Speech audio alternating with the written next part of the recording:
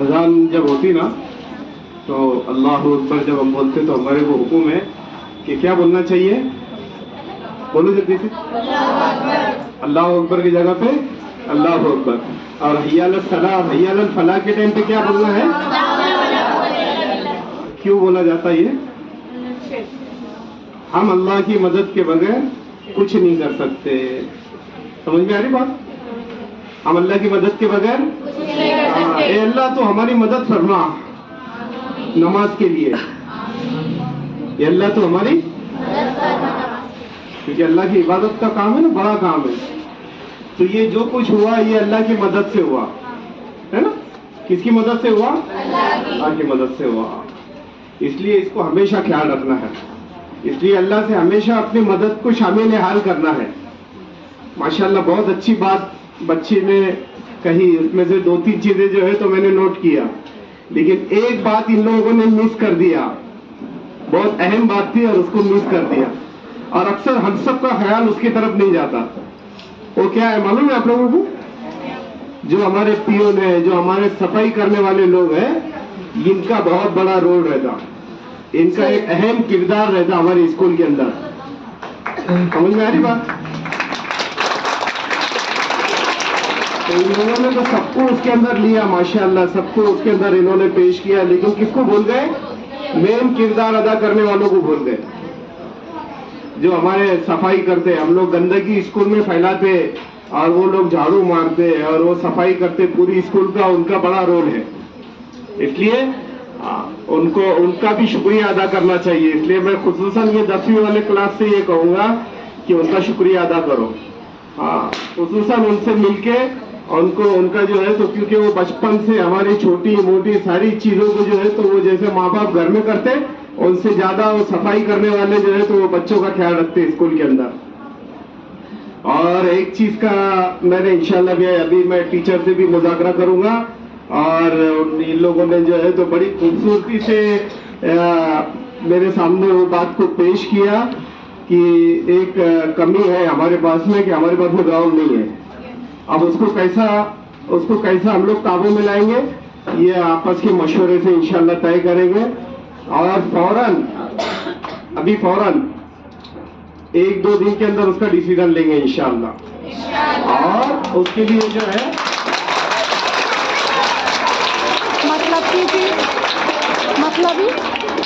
मतलब जो है इंशाल्लाह कुछ ना कुछ ऐसा निजाम बनाएंगे जो वो हमेशा के लिए अपने लिए आसानी हो जाए, मतलब ऐसा, ठीक है। और उसके लिए मैंने कुछ ऑप्शन भी सोचा, तो इंशाल्लाह मैं सब टीचरों से, दोनों भी हमारे टीचर हैं, इन लोगों से मैं बात करके उसको शुरू करा देंगे। यही 40 साल से शुरू करेंगे इंशाल्लाह।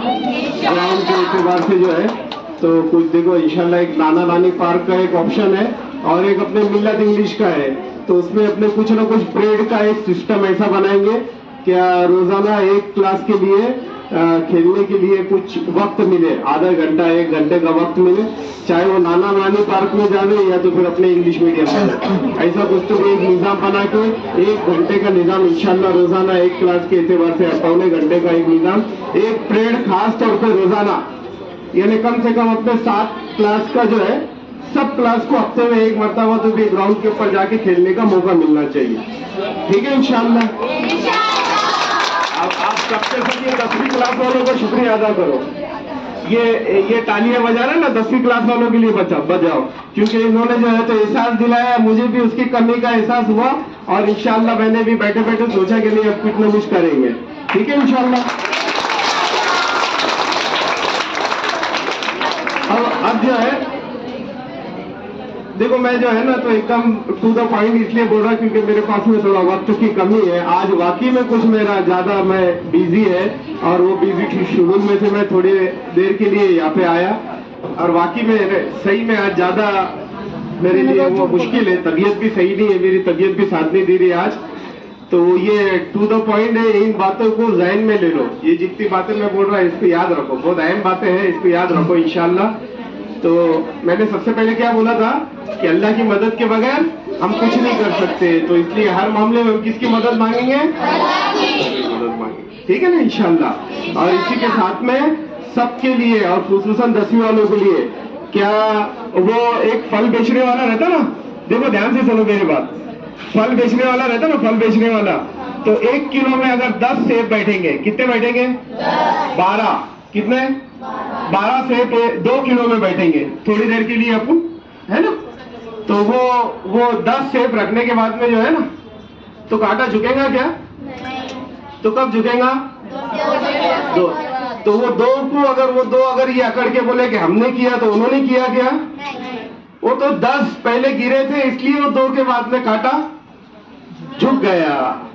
तो ये 10वीं वाले भी इस बात का ख्याल रखें कि आगे की तरक्की जो है ना, तो 1st to 10 की रहती मेहनत।